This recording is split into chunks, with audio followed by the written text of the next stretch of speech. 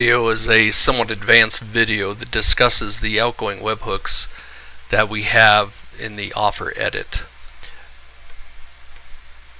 Now I'm going to edit the new student loan offer because I don't have any webhooks that I've already put in there, just to show you how it functions. So I'm going to go down to webhooks, and basically we have the ability, you just name it whatever you'd like, but we have these triggers on when these webhooks are going to happen as a call is being processed. So all of our trigger points happen at the end of the call so that we can have total duration and things. So even if you're trying to say fired every time or whatever, it's not happening at the beginning of the call except for these two triggers. This is fired during the call after the buyer gets dialed. He'll get the call even if he does, or the lead, the webhook, even if he doesn't answer the phone. And this one is fire the webhook at the buyer only after he's answered.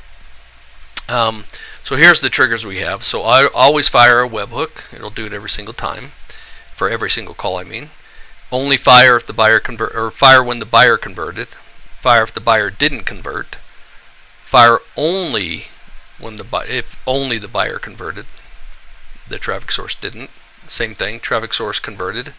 Traffic source didn't convert, or only the traffic source converted and the buyer didn't. Both of them converted, neither converted, or the call lasted for this many seconds. And then we already discussed these two here.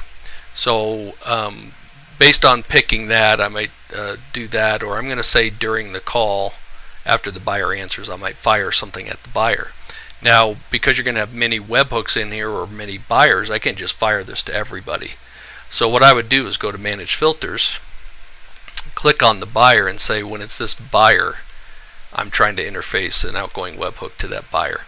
So this buyer now is the one, if he's the one taking a call, I'm going to perform this. And so I can just add a URL, and the methods we use are get, post, or you can do a JSON/XML post. When you do that selection, you get a couple more options here to handle JSON. Most of the time you're going to be doing get or post to set up these URLs that are going to go out. So I'm going to go over to my student loan consolidation offer that I've already put a bunch of webhooks in. In this example, I'm discussing how we're going to interface to has offers. So I'm going to show you a little screenshot of the has offers setup. So in the main part of the offer, this arrow here is saying that I am the advertiser because it's my offer. I'm going to put the real advertisers on the individual goals. So the important things that we're setting up here on the has offers offer is that you are the advertiser. And the most important thing is that the pixel type is going to be server postback with affiliate ID. This really means it's a data post. We can post data to has offers at any time without a corresponding click. The only key is the aff ID has to be there and the aff ID approved for the offer, or these posts won't make it to the has offers system.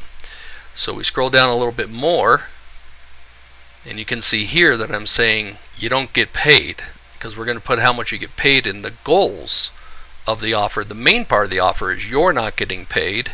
However, down here for the traffic sources, I put in how much the default payout for the affiliates and has offers, how much the affiliates are going to get paid. Now obviously you can set up separate payouts in has offers for different affiliates, but the main goal or the main offer part of their setup is going to be where you put in a 0 for you as revenue from the buyer and whatever the traffic or the affiliate's going to get. And you need to make sure that you enable goals. So we're saying that we want multiple conversions by goals. We'll enable that. Okay. So what then happens is I'm going to go add a goal. We're over here. When we add a goal for the offer, we again make sure that it's set to server postback with affiliate ID so that we can do a post without a click. But now I'm going to put in how much I am actually getting paid when that traffic source or when that buyer buys the call. But here the traffic source is not going to get paid at all because we've handled his payout in the main offer. So I have a little picture of what that looks like after you get done. This is your main goal here. Let me see if I can zoom in a bit there for you. So the main goal, you see that the traffic source is being paid and you're not getting any revenue, but then all of the buyers have their own individual goals, and you can see here we're not getting paid anything, or we're not paying out anything to our affiliate, but we're getting paid the different rates for from the buyers. Okay, so that's the setup in Has Offers. Now back to our system here. What I've done here is I've gotten pretty tricky with this system. I'm basically saying if neither, let me zoom in there for you a bit if I can. So I'm saying that if neither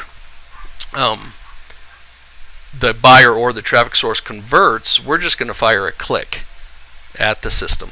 So you can see here I've got the offer ID and the traffic source ID, and we're just going to fire a click which indicates that there was a call, but we're not going to fire a corresponding conversion because it didn't convert.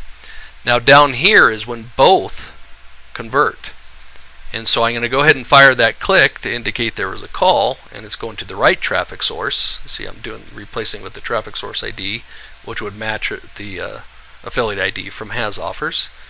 Down here I'll fire the conversion for the traffic source, and the next thing I do is I fire the conversion for the goal, and the goal ID is going to be equal to the buyer ID, which you're going to set up when you're editing the buyer. You'll put in the goal ID you get from Has Offers as the buyer ID for the buyer you're setting up in TrackDrive. Okay. Now down here is if only the buyer converted and the traffic source didn't. Perhaps the traffic source is already converted on TrackDrive, so we're not letting them convert again, or you have different durations. The buyer's a shorter duration, so the traffic source converts. Now this click here is optional. I don't really need that click to happen and I could still fire that I got a conversion to Has Offers. However, it all depends on what you're trying to set up. If you're trying to show the traffic source that he actually got a call, then you would go ahead and fire that click here and then follow it up with the goal, which would go and tell you which buyer got the call.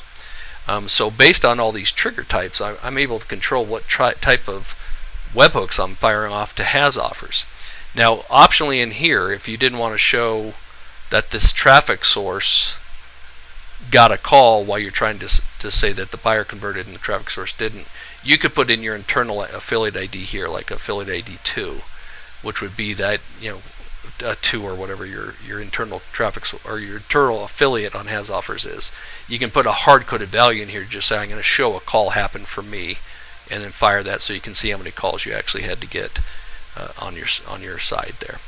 Okay, so that's how that functions, and that's a good example of how webhooks work in the TrackDrive system.